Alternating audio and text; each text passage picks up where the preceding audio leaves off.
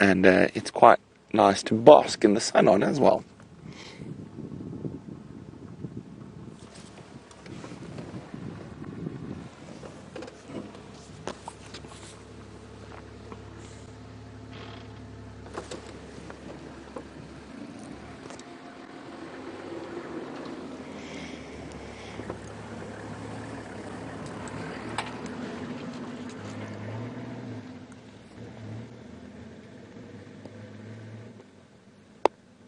Who are you? It's such a mystery. I love a good mystery, don't you, Brian?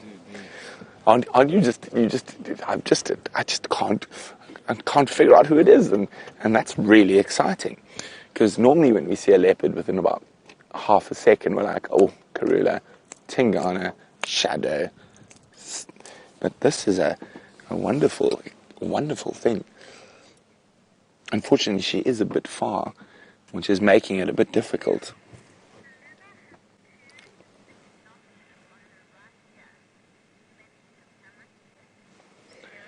Well, Cheryl says Shaluva has 2 distinct notches on her right ear.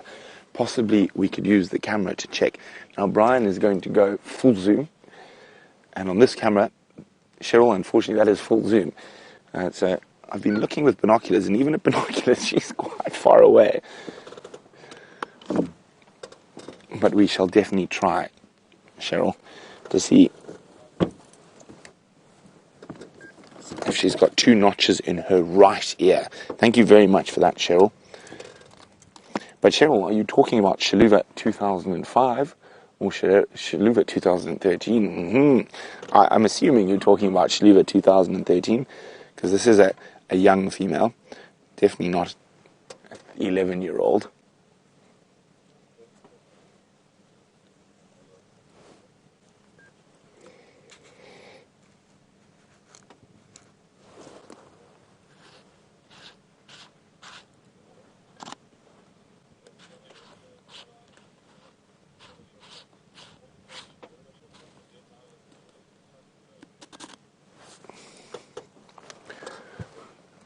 Where did she go, Brian? I was fiddling with my binoculars. She slinked towards us. Here we go. No, bad leopard, naughty leopard. She's going the wrong way, Brian. Brian, stop it. I'll try. Okay. Not too close, I'll get out. Okay, good. We'll herd her.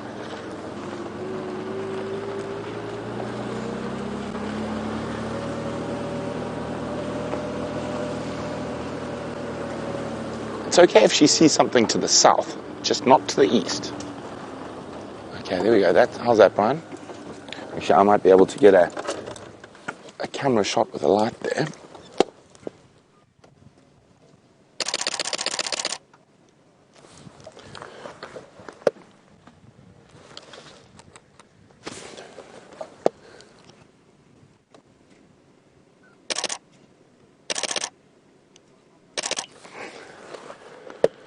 Okay.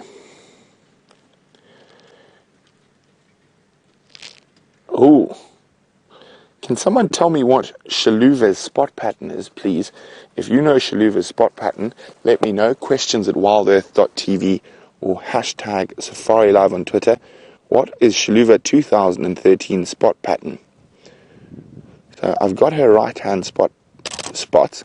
Just waiting to get a good one of her left-hand spots. If it is Shaluva 2013, Brian, this is the second time we've ever seen this leopard. But as I said, it might not be her. I don't know. I'm doubting myself for a moment, Brian. I'm almost thinking it might be Tsakani, and that would be incredibly impressive. She's covered many kilometers.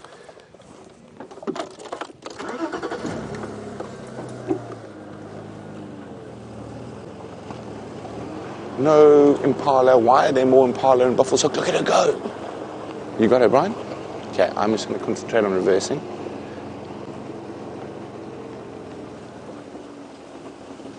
I've lost her. I think she's stopped behind that thicket. Oh no, there she is. Oh, she's coming closer to us. That's the best news ever.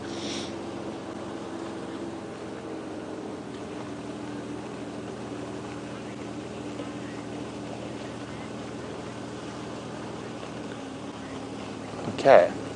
Thank you very much. Karen says Shaluva is a 3-3. There's a Stenbock. Ah, that's what she's so focused on. Okay, I'm going to switch off now. Don't want to affect what's going on.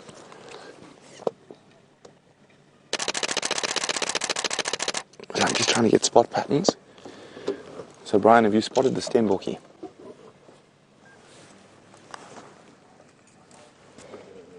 Yeah, so there's about 30 meters. Oh, it's spotted her. No, it hasn't spotted her. Look at that. I love it. Look at that absolute concentration. So the Stenbock is walking towards her.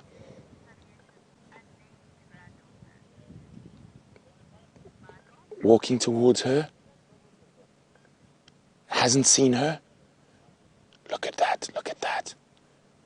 Oh, look at that absolute fluid motion. Definitely the chicest animal in the bush. That's why ladies like to wear leopard print, I suppose, Brian, because it just looks that good. Personally, I prefer it on animals.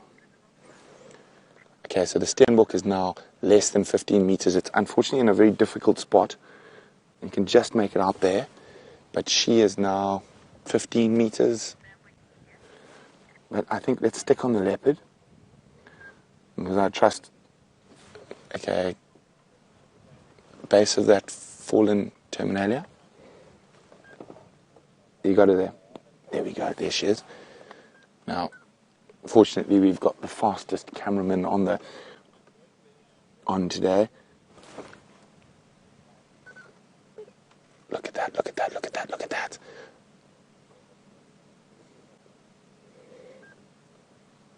We don't want to move the vehicle right now. Oh, Stenbock spotted her. And gone. That was so close, though. Brian, I really thought we were going to get a kill this morning. Let's just get it. Oh, she's still hunting it, even though it ran away. Say when, Brian? Oh. How's that?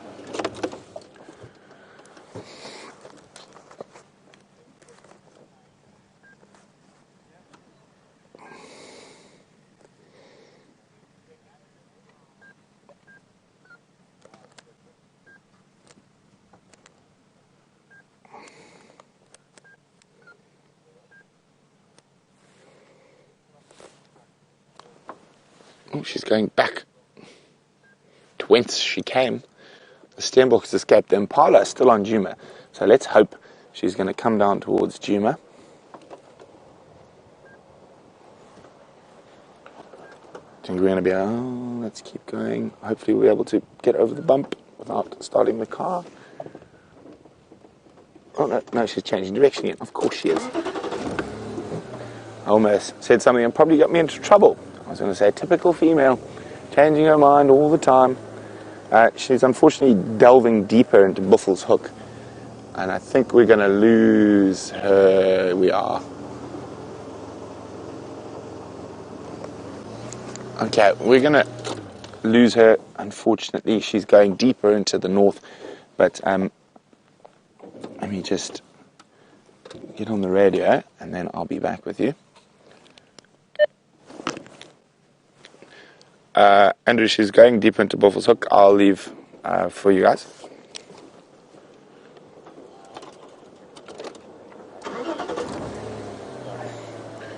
Okay, so she's disappearing into Buffel's Hook.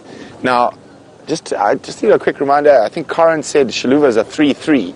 Well, exciting news, Brian. It's definitely not Shaluva.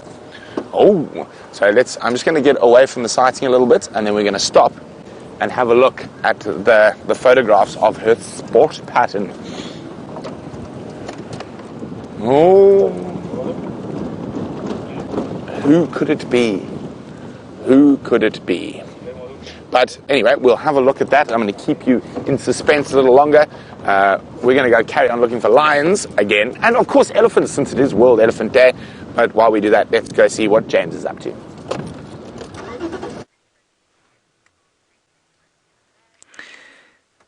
We are looking into the thick bush there, because there was a bird, but it is now absconded. It was a forked-tailed drongo, and the reason we stopped for it, which was not an unusual bird, of course, is that it was shouting at something, I think, in this pile of sticks here, and I wondered if there wasn't maybe a snake. Eggsy, do you see a snake anywhere? Not really.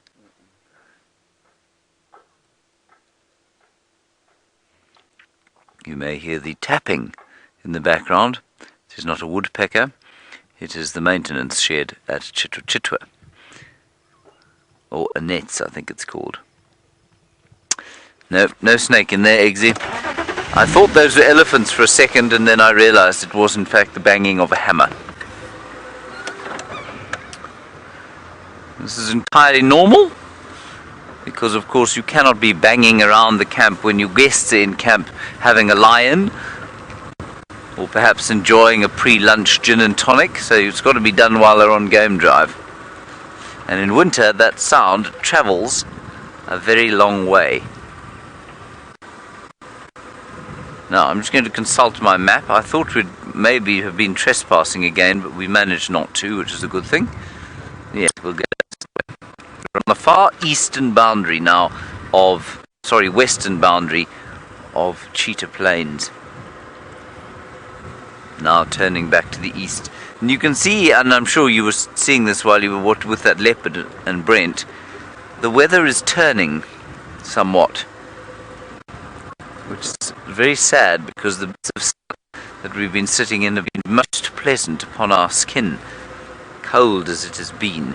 There has not been a great flurry of activity when I last saw you. There was nothing in the clearings, and then we came all the way along the southern boundary of Cheetah Plains, and there was one diker, highly mobile, south into Mala Mala, and a couple of impala.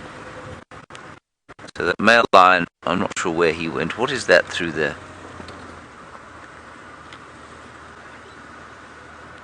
It's a fallen tree, Eggsy, that's all it is. I was also hoping we might have sign of the Styx Pride with their little cubs. I haven't seen those little cubs yet. And Brent and Jamie have seen them, and I was hoping we might find them. But that doesn't seem to be offing either at the moment. Right, here is Djuma Dam, interestingly so named. Now I'm not sure if we can get over the dam here without falling off it. No, we can't. We can go around the front. Ooh, smell that, Eggsy. What did you smell? Say, potato bush. I want to see if I can find the very strong smell. Bush, obviously, but which individual is making the smell? Because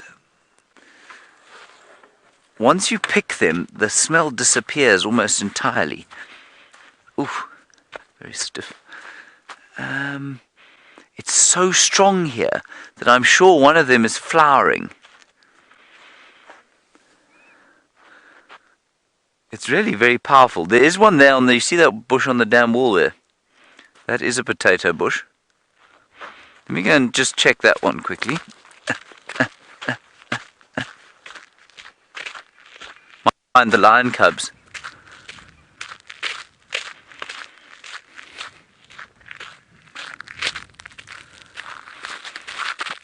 Is this one?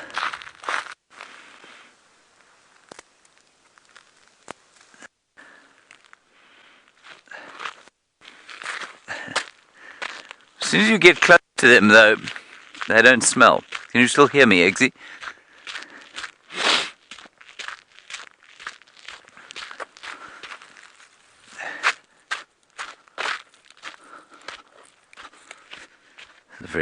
Very pretty colour, everybody. If I was a fashionista, I might be inclined to make a textile or something that was that colour. Very fashionable bush clothing, wouldn't it be? There's the potato bush. Now what I would like you to do is take a deep breath in. Am I too close to you? Take a deep breath in, everybody. And what you will smell will take you way back to your childhood, to the first time you went into a McDonald's. which hopefully you don't do anymore. And it smells like that. It's the most unbelievable smell. There's a fruit on it too. There's the potato bush fruit, which is not a potato, obviously. There we are. And what smells are just the tiny little flowers. Tiny little flowers here and buds in the middle of the plant. Right, there you are, Eggsy. That can be my gift to you today. You being from Cape Town, you can also have that stick. Well done.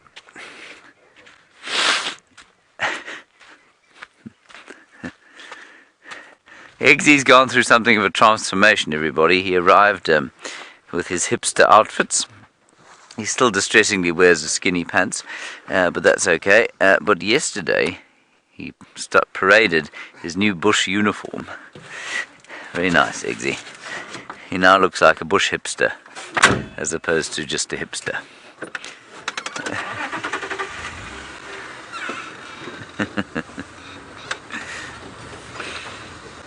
It's such a strong smell, that.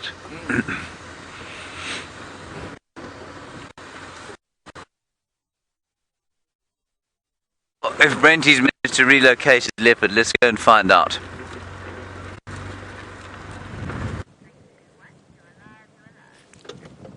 So exciting. It's a new leopard for all of us. I've never even heard of her. I've just had a chat to Aubrey on the radio, and that reminds me I better turn it down because otherwise it'll come through like a foghorn. But apparently her name is Gutula, the quiet one, or quiet, and she comes from the north. And she's got a 4-4 or 4-5, and she was a bit far, but you see there's a very small dot. It's not so visible on the frontal shot, but if we go to the side shot, there we go. So there's a small dot, 1, 2, 3, 4, and that's on her right. And then on her left, I see a small dot there. Do you see it, Brian? So I think it's a 4-5. So 4 big ones, 1 small one. And the other side, 3 big ones, 1 small one. Gutula, the quiet one. And some people were a bit worried about how close the vehicles were to her. They were perfectly fine. I must remember, things often appear a lot closer on our cameras than they actually are. But her reactions around the vehicles were of a completely relaxed leopard with vehicles. And she was more focused on hunting, so the vehicles did not affect her at all. You could see by her body language that she was completely fine. But I just want to go, killer bees, new leopard, yes! Love it, Brian, I love it. Love your work, Brian. Thank you. Okay, so now, I feel like Djuma is our oyster. We are going to find many things. I think since it is World Elephant Day, we should go look for some elephants. Now, I still haven't got a correct answer for my elephant quiz. Now, could it be possible that I have got you guys stumped on 2 drives in a row? Firstly, the Waltharia on Bushwalk yesterday, and now we're the largest bodied, heaviest, tallest elephants in Africa.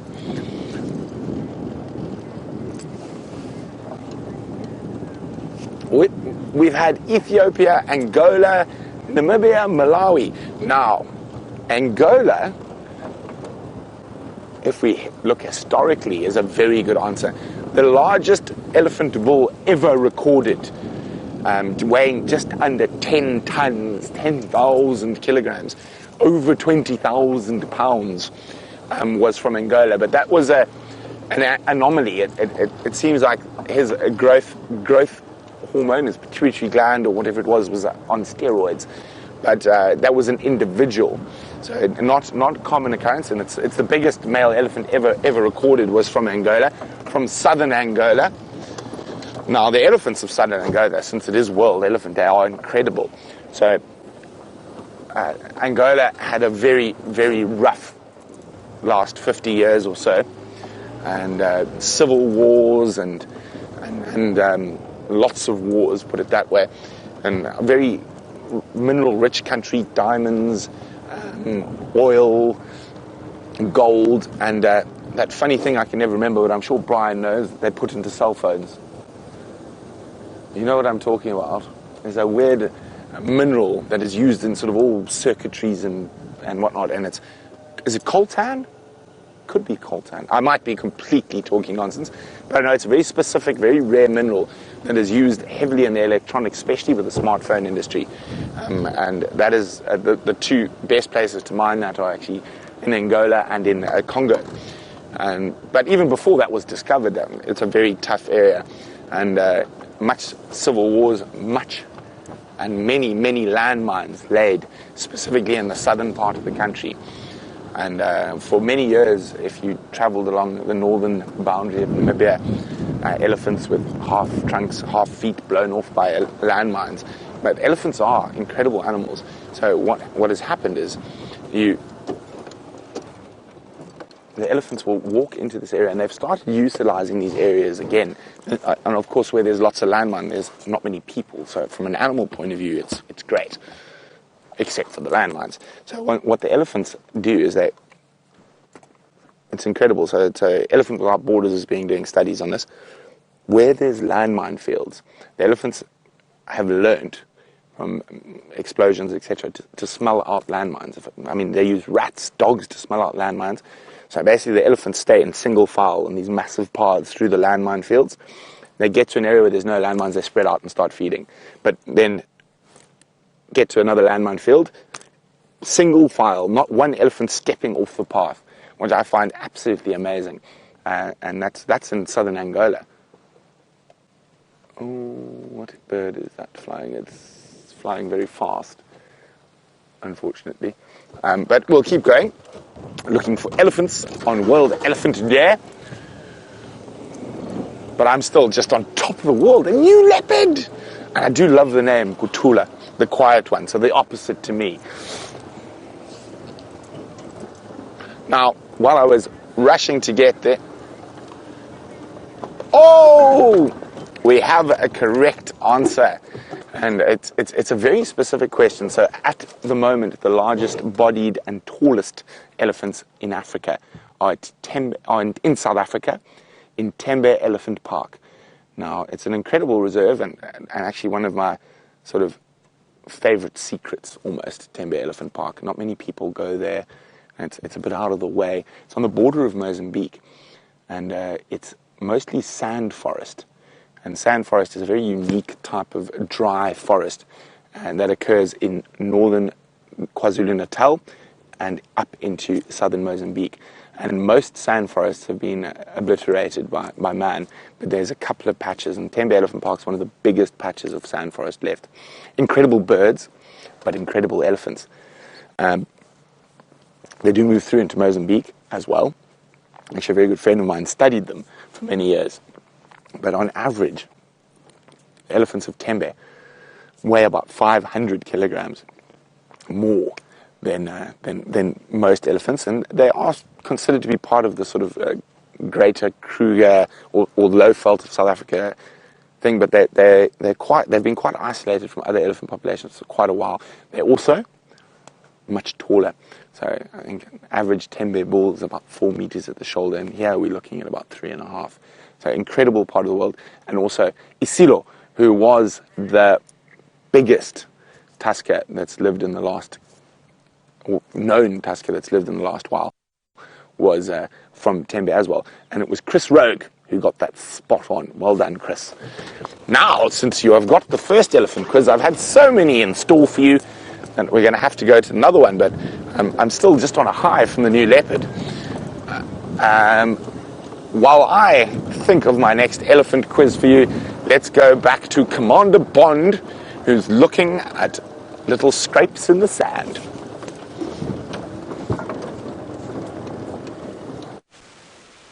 I don't think I'm Commander Bond, unless Brent has switched his nicknames around for myself and James.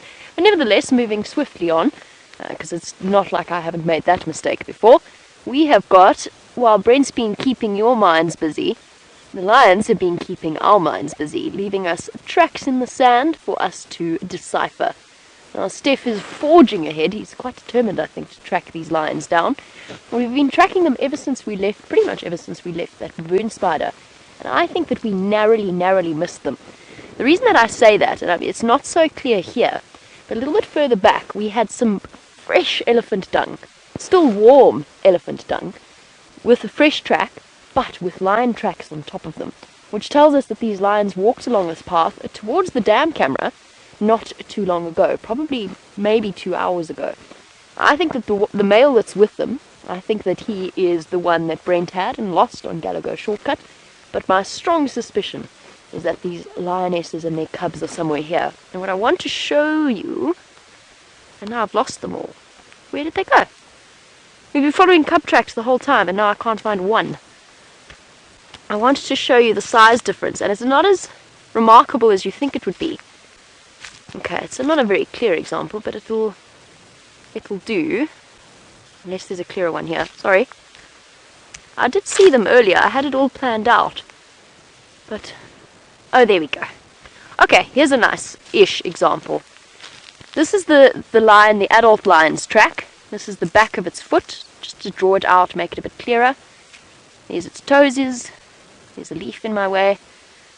And that's roughly the size. So about, we've done this before, but about the size of my hand, give or take. And next to it is a little baby track, a little cub track. This is the back of its foot, and its toes are here. It scrolls very cross. I wonder if it's... No, it's not lines. Here's the little cub track. It's roughly the size of my palm. It's about the size of Karula's tracks, give or take a little bit. So there you go. The little cub track is about the size. Now, leopard and lion cubs, like puppies, have feet that look far too big for their bodies, and their tracks actually catch up far faster than you would expect them to with the adults. Now, Hosana, for example, and this now I'm talking about leopards, that's Karula's male cub.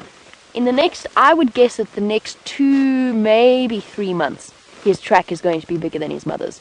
So the size of the animal, their feet are usually the first thing to grow. Just like your puppies at home, for those of you that have puppies and stumble over their feet. Lions are exactly the same. And already the cub tracks are past the size of a leopard tracks, and that I think is the youngest set of, or not the oldest set of Nkuhuma cubs that walked along here. And just in terms of aging them, it's now very windy.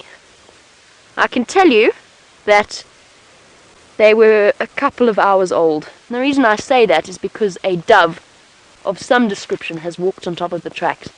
And that's one of the big reasons why it's important to know the little tracks as well. Here's its toes here. To know the little creature's tracks.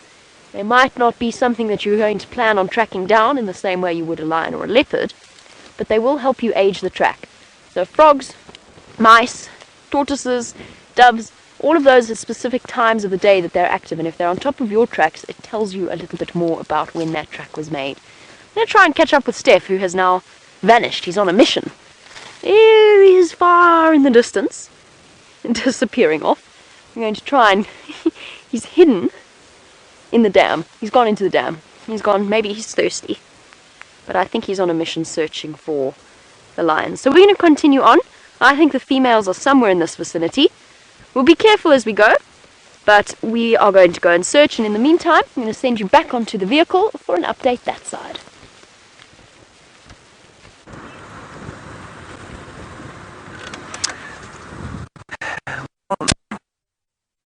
Everybody, let's look at this tree here next to us. It's the gardenia tree. It will flower, hopefully, at some stage during the course of the summertime. Delicious smelling flowers. Not that one, Eggsy. That's a gory bush. There we are. And I have a small, relatively interesting story to tell you about the gardenia tree. And that was a story when I was on my very first game drive. I remember being panicked by giving people silence in the bush. Now, on these sort of live safaris, just driving along and not saying anything for extended periods is obviously just a little bit awkward. But you can do that for, I don't know, 10, 20 minutes sometimes if you've got people on the back of the vehicle and they're listening and they're looking and they're just sort of enjoying the atmosphere of the place. Well, when I was a young guide, young buck, so many years ago, 16 years ago now, Eggsy, when you were just a child, weren't you? I was driving along one evening, picking bits of leaves and handing them to my guests, telling them about what tree it was. I mean, they didn't know what I was talking about half the time. It was pitch black darkness. They couldn't identify the tree, but at least it kept me talking. And one of those trees, I remember being the gardenia on my very first drive. Driving at night, not seeing anything, thinking, oh my goodness, I've got to tell these people something. And I stopped next to a gardenia tree, picked the leaves and handed them to these guests who were very surprised to have been handed a mangled bunch of leaves in the pitch black darkness, which they would never have been able to identify, possibly even in the daytime. And that is my small, relatively interesting story about the gardenia.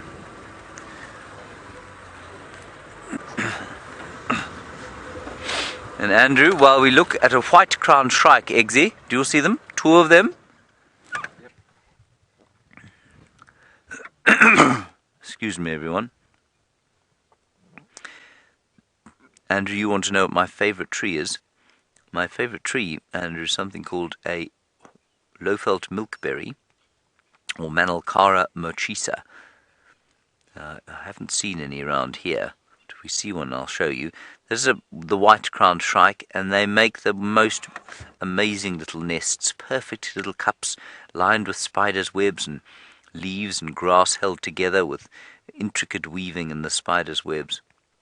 And then they lay their little eggs inside, and somehow that bird fits into the tiny nest and incubates and protects its eggs and then its little hatchlings. Normally sort of on the way out on a branch on the end of a tree. Of course, as we head now towards the springtime, so the birds will be starting to become quite amorous with each other. Still haven't seen a Wahlberg's eagle yet, which is we're now getting to the stage where we really should see one. I think the first one we saw last year was maybe the 16th of August, maybe. Someone will remember that.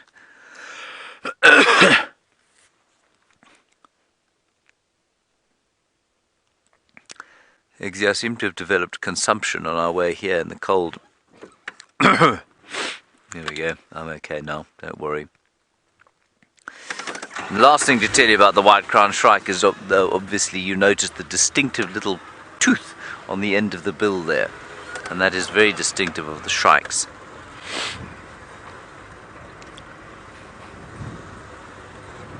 While I die of consumption, says Kirsten, we can link to Brent for an update. When we see you next, we will probably be back on Djuma. We're going to leave Cheetah Plains now.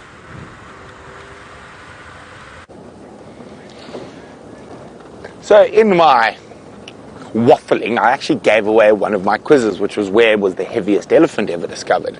So it made me think a little bit deeper about elephants. And of course, we are in the Greater Kruger National Park, home to about 16,000 elephants on World Elephant Day. So there are a group of elephants known as the Magnificent Seven that are famous in the Kruger area. Now, they are obviously the 7 most magnificent bulls to have existed. There's a couple currently that might be challenging, but they're in very difficult parts of the park to get to.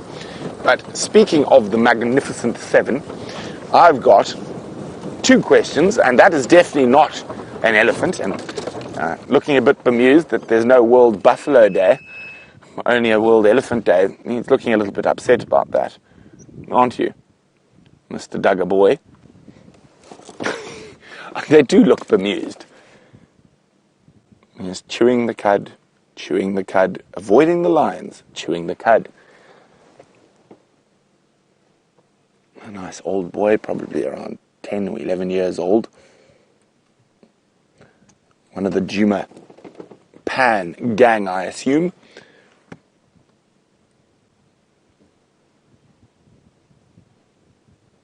Hello, silly cow. There's a couple of them around. This guy's out in the open. The others are in a bit thickets, but there's not 3 or 4 of them that we can see. There's probably a few more that we can't.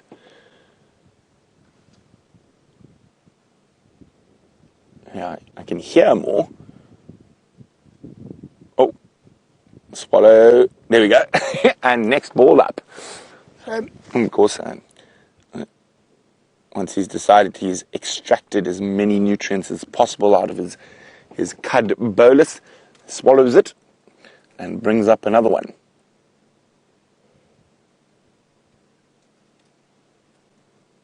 Well, Mr. Buffalo, it's not World Buffalo Day, so we're going to leave you to be and carry on looking for elephants, since it is World Elephant Day. So, back to the Magnificent Seven. And since we are in the Greater Kruger, well, the next quiz for World Elephant Day is, it's a dual quiz. Which elephant in the Greater Kruger, and I've already given it half the answer away because it is part of the Magnificent Seven, has the longest recorded tusks in the Greater Kruger? And that is the first question. And the second question, which elephant had the heaviest tusks recorded in the Greater Kruger? So there we go. There's your elephant quizzes.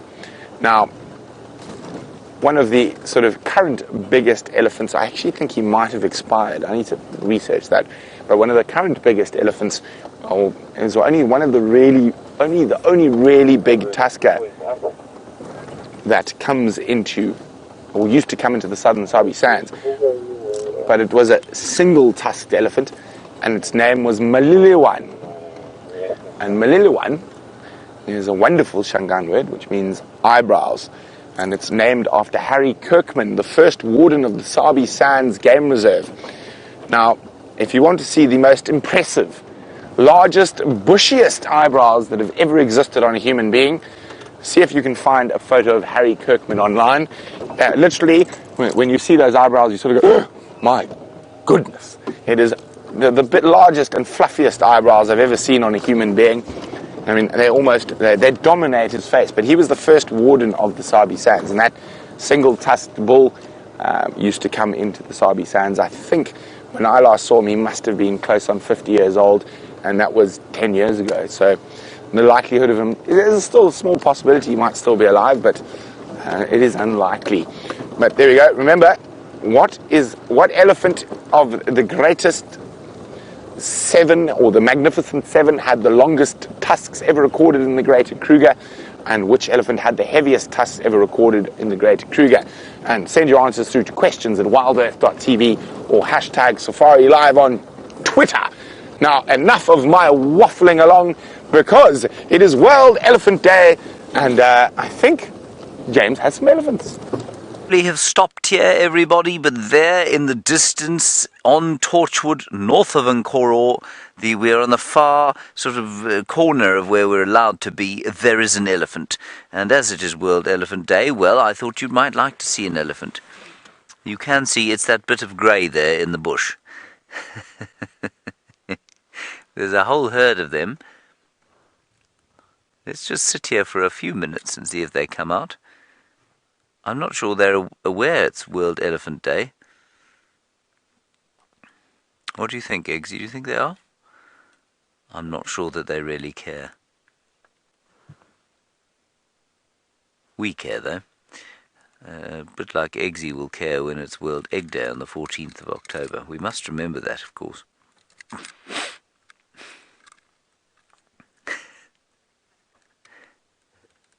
You'll probably write a blog about it as well, Eggsy.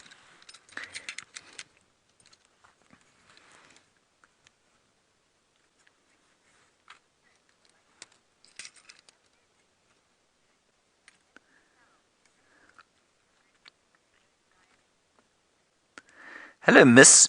Very nice question from you about elephant communication. While we look at that one, hoping that it might come a little bit closer to us. Miss, you want to know if any research has been done into their sounds and whether there are different dialects between different groups. Miss, they do research into elephant sounds and communication is ongoing. I think that it's a fascinating subject that continues to baffle many. We know that they communicate, obviously, with those low rumbles, apparently up to 40 sounds or so, 6 of which, plus minus, are unique to males, and about 20 of which are unique to the cows, and then the rest they share.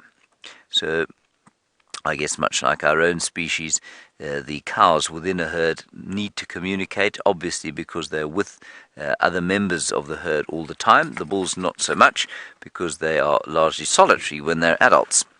Now, what is interesting is that, so what your questions basically, wouldn't a Kruger elephant understand an elephant from Amboseli in Kenya? I don't know. I'm just trying to think, if you were an alien, if you were Zorg the alien and you came down to Earth and found, say, I don't know, African people here and then Hungarians, for example, do you think that the Hungarian and the Zulu would probably sound the same? They probably would, because it's the same method of communication. It's created in the same way. It's done through the vocal cords. So, when we hear elephants from Amboseli and elephants from here, we don't really hear a difference. Would they hear a difference? I think that's a really fascinating question to which I don't know the answer. I'd say it's quite likely that there's the odd dialect, that or sound or squeak or low stomach rumble that possibly is a little bit different. Very good question. I think the easiest way to answer it, or maybe the getting to an answer, would be to look at animals like primates and find out, because we're pretty good, when I say we, there are researchers who are pretty good at interpreting monkey alarm calls, for example. They can tell, 5 or 6 different monkey alarm calls, and whether those would apply in various parts of the world would be very interesting. Nice question. Thank you, miss. The best kind, because you can't really answer it. You see a wind blowing, strange northwesterly breeze, normally a warm wind, today a fairly chilly one. There we go. Mrs. Elephant, it's World Elephant Day, it's your day.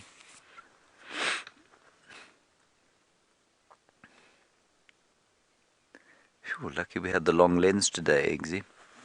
Yes.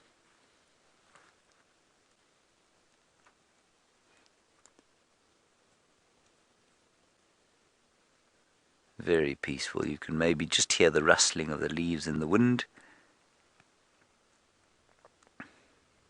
There's elephants completely at peace, and I am just slightly astounded by how few elephants we've seen in comparison with yesterday. Brent's been on Djuma, where you couldn't drive around a corner yesterday evening without finding an elephant, and I don't think he's bumped into any today. Jamie's been out on a walk. She hasn't seen any elephants.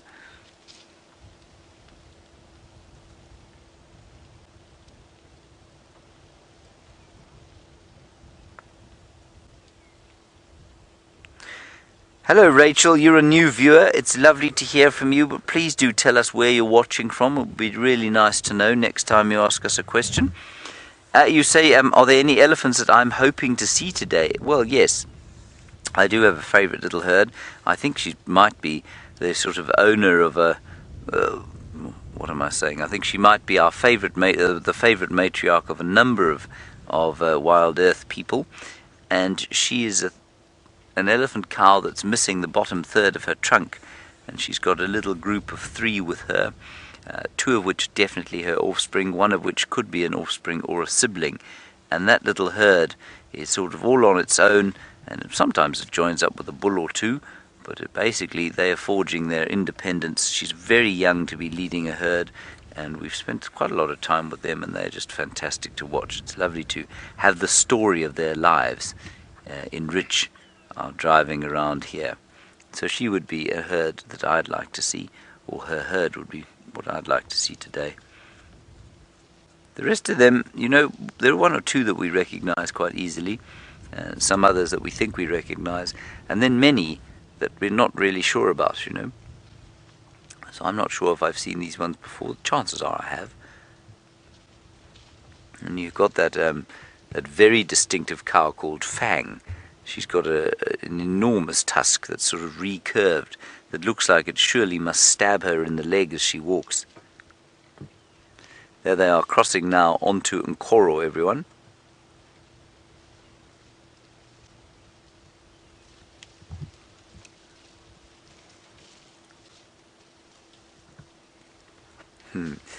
Felicity in New Zealand, lovely to hear from you, and I can answer your question. You say, are there any flowers or treats or food sources that an elephant would go for, sort of at the expense of everything else? Yes, absolutely. And it would most certainly be marula fruits. So in January and February, when the marulas are on the trees, the elephants go crazy for them. They're very sweet, very delicious, very rich in vitamin C. And the elephants will really go mad to try and eat as many as they can in the short time that the fruiting occurs.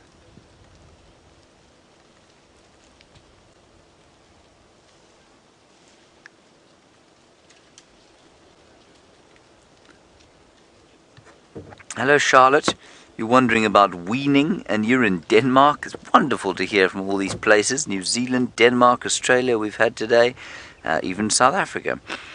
Charlotte, they start weaning probably, they'll start eating grass at less than a year old. They'll start trying to eat bits and pieces of vegetation, but they'll only wean fully, some of them, when they're about 3 or 4 years old.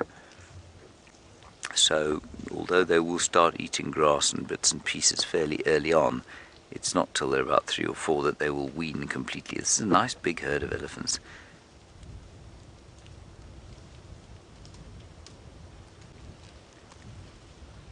Well, they've suddenly turned towards us, which is quite nice.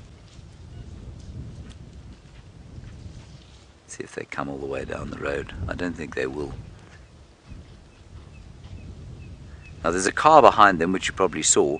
That's a vehicle from one of the lodges here. And those big cows were just shepherding the calves across the road.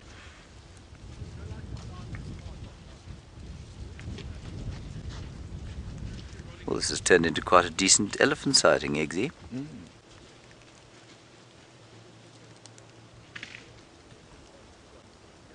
Very nice.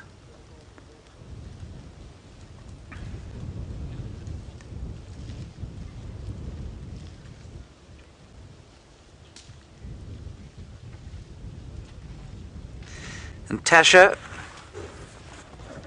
you say, do the young calves understand the mother's speech, or do they just follow her movement? Tasha, I don't think we know, but I imagine it takes them time to learn the language in the same way that humans would. I also think the language is more complicated than we think it is. Here's a bull following the herd. I'm just going to wait here for him.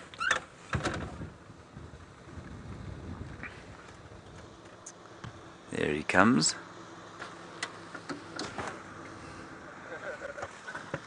Good morning, Sean. How are you? Very well. It's been so long since I've seen It is, yes. We've missed you horribly, Hello, everybody. Hello. Are you well? Hi, James. Hi, James. Hello. if you like. It's been a really rough day. Yeah. No, it's what we have to do. Bye-bye. That's Sean, everyone, from Arathusa.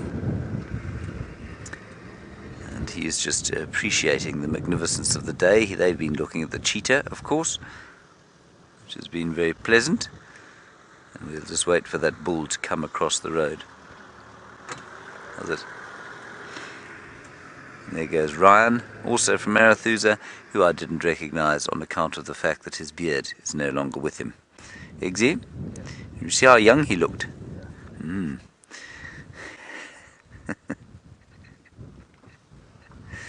It's a young bull, everyone. He's not a big bull, but definitely a bull trailing the herd. I suspect he was born into this herd, and he's just not quite ready to go on his own and be independent. Very difficult for us men to become independent, Eggsy, don't you find?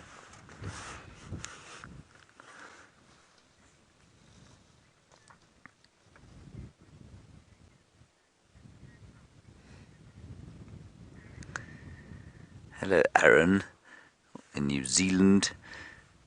You say, after all my time in the bush, is there any particular elephant sighting that sticks out in my mind? I'm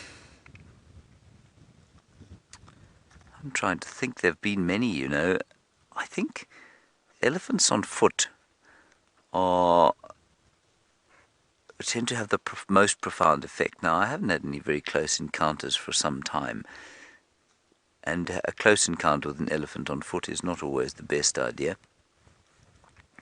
But I think probably my time with elephant on foot, and I can't think of anything that really sticks out, Aaron, but for example, the other night, when I sat up in my bed and looked out the window and I couldn't see anything because there was an elephant less than a foot from the window. And being that close to an elephant, you can smell their skin, you can see the color of their eyes glinting in the moonlight. It just gives you a sense of something that no other animal manages to pass over.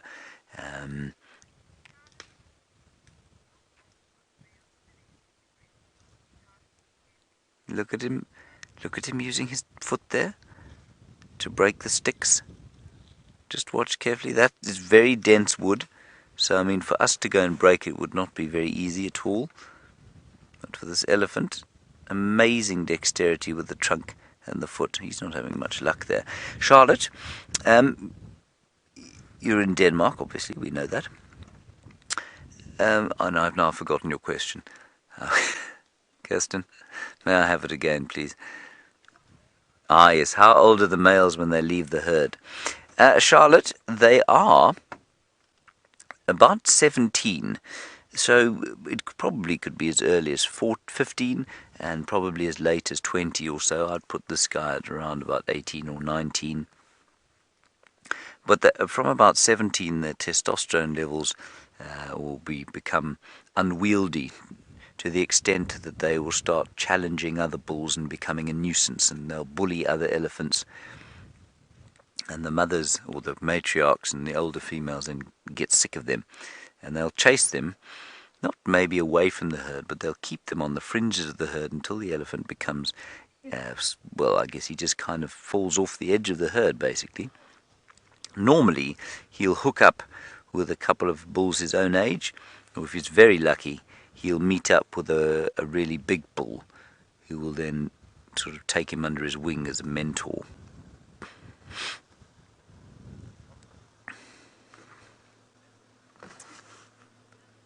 I think we'll just sit with him for a little bit longer.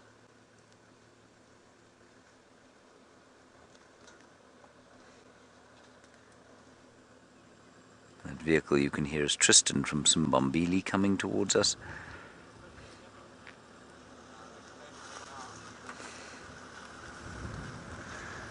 Alright, let's go across to Jamie and get an update on Bushwalk. We'll sit here for a little bit longer. Good morning, how are you? Full of joy? Yeah. The lions have been leading us in circles. We think we found where the male split off, and it's probably, it may or may not be the same male that Brent had earlier this morning, but he split off from the females, so now we're going to just try and get an idea, at least for the start of the sunset safari, which directions the female and the cubs went. There were at least 3 sets of female tracks, and there were definitely cub tracks from early this morning. They've got to be around here somewhere. And it's usually with the Nkuhumas at the moment, it's usually a safe bet. This way. Yeah, Steph's got their tracks coming this side. It's usually a safe bet to check around Gowrie Cutline somewhere. One of the drainage systems, the river systems there. Now we're still missing 1 set of Nkuhuma cubs. We still haven't seen them for a really, really long time. We had them in the drainage system around Buffelshoek Dam. And then she moved them. Herbert found the den site on Gowrie Cutline, but we haven't seen them since. We haven't been able to get a vehicle in there. We've just chosen not to try and do any ecological damage to try and see those cubs. So we're still missing 3 that we have yet to be acquainted with, but we're getting very, very close to the time period when we should be seeing them. I'm so busy strolling. Oh, so we've narrowed down where they would have been. I think they're going to come out at Gowrie Cutline, it's my suspicion. I think it might be worth having a quick squiz before the end of our walk on this sunrise safari. At the same time checking very carefully, because there's lots and lots of buffalo in this area. And while we do some tracking and look for other wonderful things to show you, let's go over to Brent for an update on how his morning is going.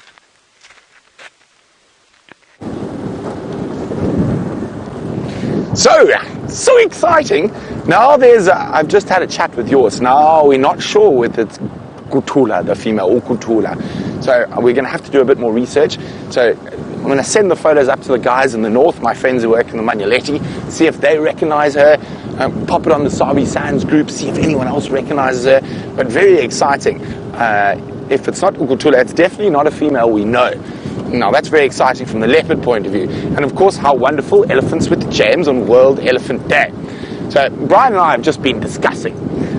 Lions have a day, elephants have a day, and I'm quite sure quite a few other species have a day. So we've decided we're going to make our own day.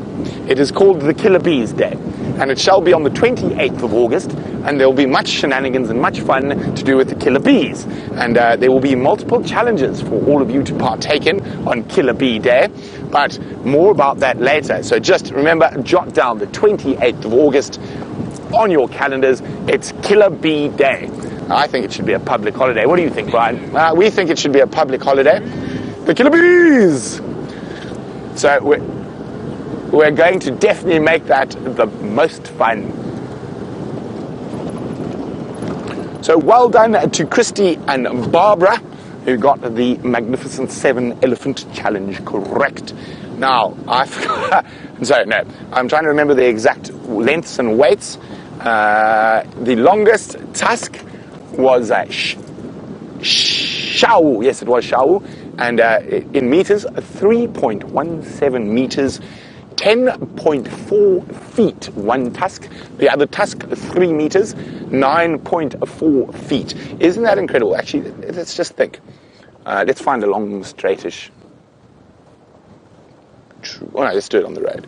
But then the heaviest tusk was 70 kilograms, 154 pounds, and the other tusk was 134 pounds, I can't remember, 60 kilograms, and they belong to Djuma.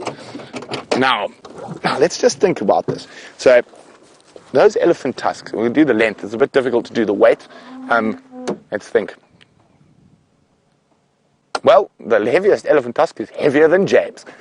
That's the best way I can describe it. But now, from a length point of view, let's have a look. How's this, Brian? Am I good here? A little bit further. Yeah. Okay, so we'll start on the side of the road, and it is 3.17 meters. So there's 1, 2, 3, and a bit. So as wide as this road was the longest elephant tusk. How incredible that is. Now, actually, let's just think. I wonder how long our little cars are. So if we start at the bull bar here, we go 1, 2, 3. It was longer than our car. How incredible is that? An elephant tusk that was longer than the vehicle. And that belonged to Shao. And the heaviest, again, was Jiao. Now, imagine carrying 150 pounds on your face. That must have been an incredible weight to have to carry around. A magnificent beast. Now, I'm not quite sure who's the biggest elephant at the moment. I know there's a couple up in the north of the Kruger. But we'll have to do some research on that and find out. A friend of my dad was actually probably one of the most famous elephant researchers ever, Dr. Ian White, and was in the Kruger and with those elephants for many, many, many years. And he's actually got an elephant tusker named after him, and so does his wife, the longest female elephant tusk in the Kruger. But speaking of elephants and tusks, not quite the 3.17 meters of Shao, but it does have tusks indeed, with James.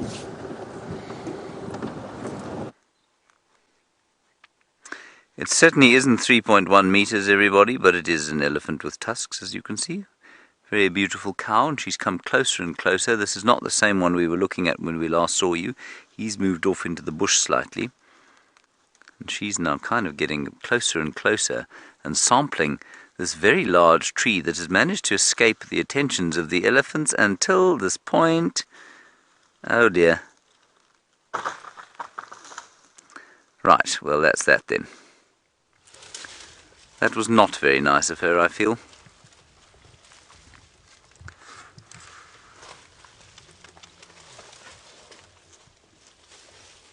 Isn't that amazing? The strength involved in what she just did there is astonishing.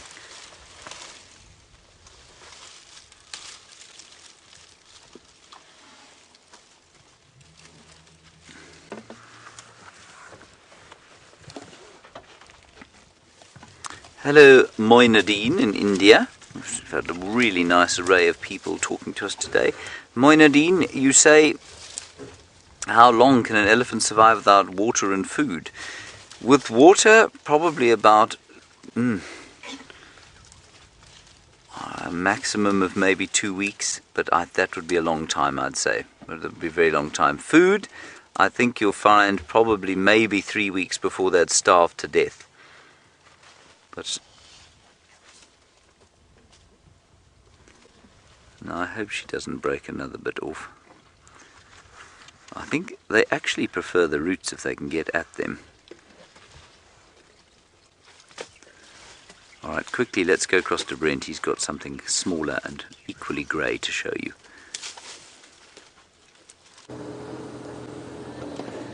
So since we can't find any elephants, we have to go with another tusked grey beast, the little wartpigs. Hello, warthogs. And there's one female there who's actually got quite a nice set of tusks. She's just disappeared behind a little bush. And she's about to pop out there. She is. You can see her bottom. And we can see that glistening ivory through the trees there. So the elephants are not the only tusked animals in the bush. We have warthog tusks, we have hippopotamus tusks, and I think that's about where it ends. But as there's little piglets disappear into the monkey orange thicket, let's go back to some much larger tusked creatures with James.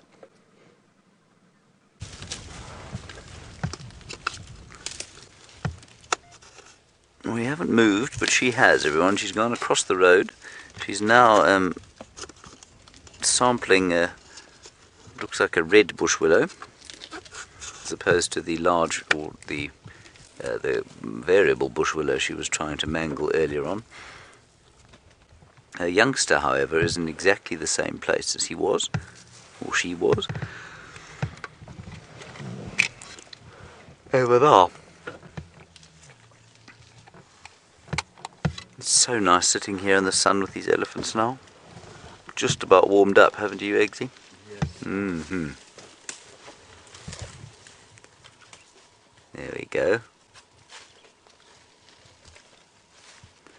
Just going to keep up with Mum, walking slightly faster as she or he gets into the open. You see that? It's a little bit nervous.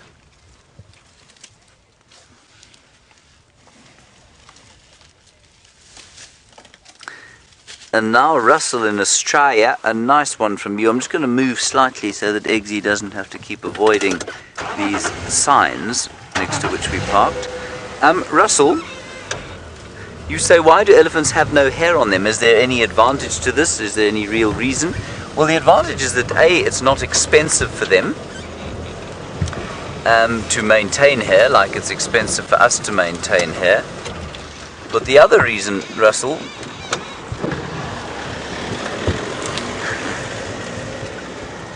from Cheetah planes, I think probably late for an aeroplane. Russell, the other reason is that they have what we call a very high surface area to body mass ratio, which means that they don't get cold, basically. And they don't get cold very easily, and they don't get hot very easily, which means that they don't need the same kind of insulation that an animal such as a bushveld gerbil would need, for example. And so, although yes, they do get a little bit cold, the bigger you are, the slower you will get cold. And so they don't have the same need to maintain a pelt of fur like so many animals are. And you'll find the bigger the animals are out here, the thinner their fur gets. And in some cases, like with the rhino and elephant and hippo, they don't have fur at all. But that's why.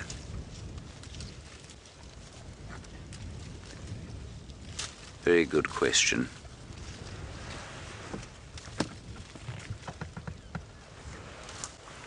Hello, Emmy. You want to know in English what the groups of elephants are called? Is it just called a group? No, it's called a herd, Emmy. Emmy, you know, there are lots of fanciful sort of collective nouns that people use for animals, but largely, biologically speaking, you would just use the term herd for any herbivore that that lives in a group. So it'd be a herd of impala, a herd of zebra, a herd of giraffe, and then of course you can use those rather fun words like dazzle of zebra or journey of giraffe or that sort of thing. But the elephants don't have their own one; they're just a herd. I've no doubt if you Google something like that, they'll come up with something that belongs to elephants. In fact, I have a book right here I can check. But no, as a biologist, you'd say a herd of elephants. But I bet you somebody's come up with something. I've got a whole table of them here in this book. Collective mammal names. Elephant, a parade, it says. A parade of elephants. There we are. So that would be the fun sort of word to use, I guess. But no, herd would be correct. Righty.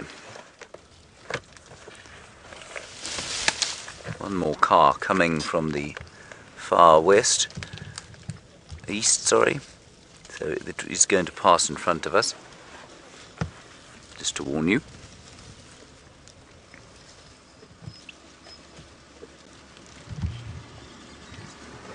Hello, Anne. You're wondering about the bulls that lead the herds, and bulls don't lead herds at all. The bulls are not even part of the herd, actually. They are independent of the herd. The herd is led by a matriarch, who's the oldest female normally. That said, you want to know the big bulls, when they're older, recognize their mothers. I believe they do.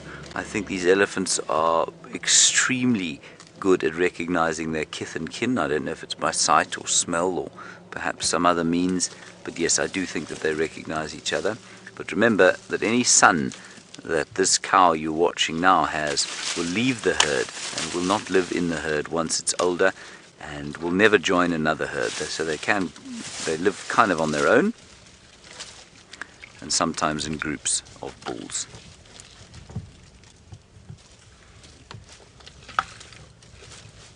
So there are two matriarchal societies out here, the elephants and the hyenas.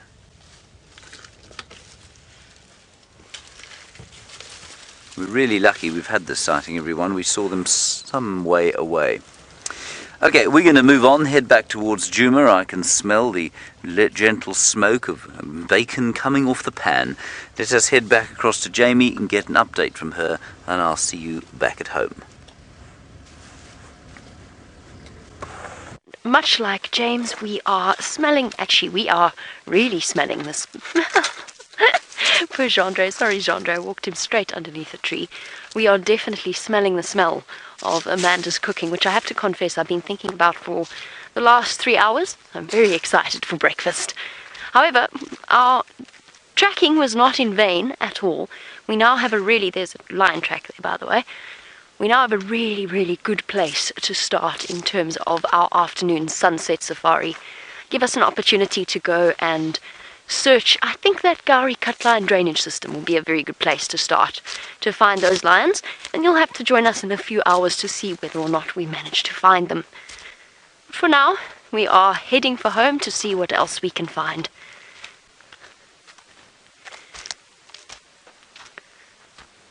I'm going to pick my way through here. It's actually been a really, really lovely morning. Beautiful temperature, as you can see. The jackets are off now. The interesting thing about going walking in the morning is that you start off freezing and you warm up very, very rapidly.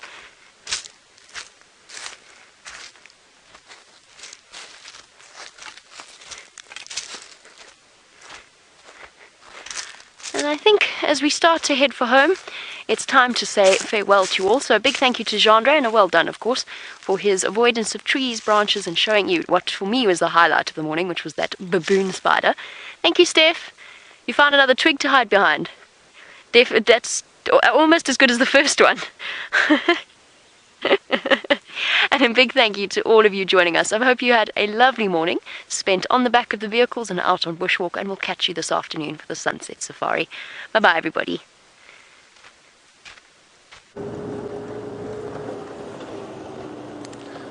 Oh, we've just stumbled upon some more lion tracks. So in the last few minutes, we're just going to stumble here. Unfortunately, we couldn't find any elephants for World Elephant Day, but we shall indeedy, hopefully, find some on the sunset safari. But very exciting, that new leopard, whose name is yet to be discovered. And hopefully I'll have an update for you come sunset safari about who she is. But it is very exciting to see a new leopard. I think it takes my leopard total of individual leopards since I've been at Safari Live and Wild Earth to about 22 or 23. I'm going to have to do some counting. So incredible that in this area, seen 22 different individual leopards. And very exciting.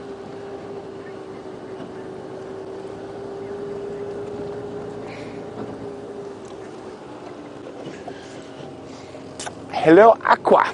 Aqua is wondering, how does this new female influence our current population of leopardesses? Aqua, only time will tell. Maybe she's just doing a little foray and she'll scuttle back to the north. So it's very difficult to say right now. If she stays around, then we can start speculating. But for now, it could be just as like Shiluva 2013 or Tsakani, in and out, had a quick look, decided there was too many other females around, so let's get out of Dodge. But we will find out if we start seeing her more and more often. But it is very exciting to see a new leopard. I know I've probably said exciting far too many times in the last 2 minutes, but to use exciting, or 2 more times, another exciting prospect is the Killer Bee Day, the 28th of August. Brian and I have been planning lots of fun shenanigans to play on the Killer Bee Day, so we will be looking for all animals beginning with a B.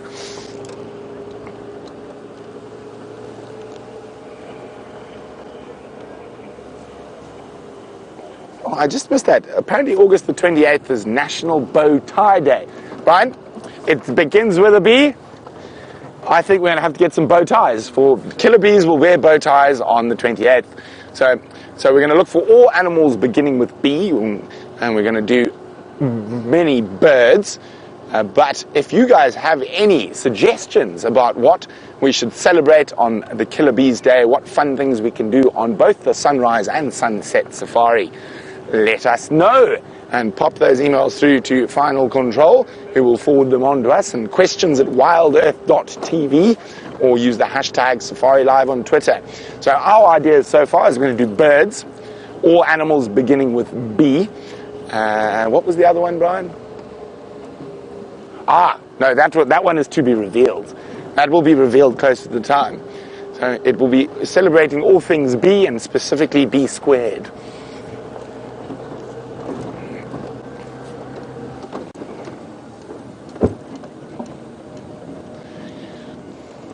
Okay, so we are going to meander on back towards breakfast, and that begins with a B, so it's a wonderful thing. And we're just going to start prepping you for Killer Bee Day with lots of B words. And while we do that and think of what other fun things we can do on the 28th of August, apart from wearing a bow tie on Game Drive, let's go back to James so he can bid you adieu, and we'll see you on the Sunset Safari.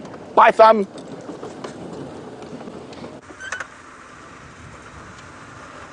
Roy from Simbambili is just stopped in front of us there. Not from Simbambili, from Arathusa. And, sorry, it's not Roy, it's Sipor, sorry.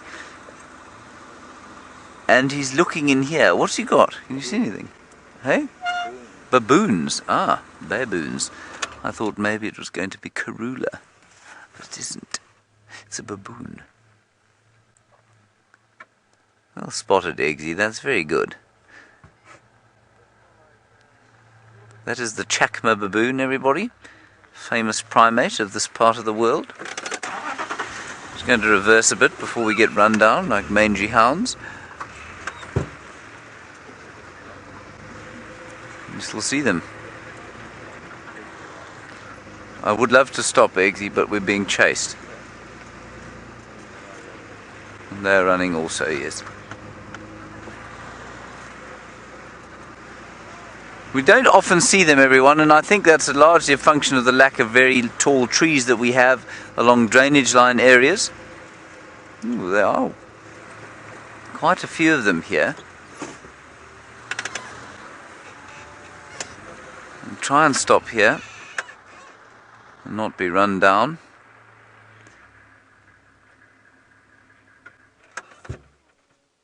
But they are well to the south of us. Very nice, Eggsy, well done. That is the famous Chacma baboon. They'll be struggling but very joyful. I bet you we'll find them at some stage in that great big jackalberry tree, eating away at those ripe fruits. They might not even wait for them to be ripe. Somebody asked a very valid question the other day, whether we might find them in the same tree as we would find monkeys. And I said, no, it's highly unlikely, because a baboon, if it can catch a small monkey, will eat it. They are very omnivorous, a bit like us, and they've got massive, massive canines. Very good. I'm not really sure where to go now. I think we're going to have to wait here for a little bit. Can you see any more of them, Eggsy? Let's go back a little bit. Judy H., you say elephants on Elephants Day, World Elephant Day, and the big cat trifecta. We did have a very big cat trifecta, and you're very grateful for it. Well, we're just as grateful, Judy H. It has been an incredible day. Oh, they're now behind us on the road. Hang on a sec. We'll get a last view of them before we say goodbye to you. There they are. Oh, they're coming into Djuma, everybody.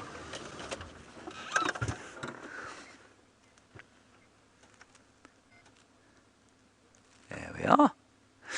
Alright, that's going to be it from us today. Like Judy H. said, a wonderful day of elephants, World Elephant Day. I hope you have a good World Elephant Day wherever you happen to be. Thank you, Eggsy, for your efforts today. Well done, good job. Thanks to Brent and Jamie as well. And the final control, we'll see you later today at 3 o'clock in the afternoon. Bye-bye.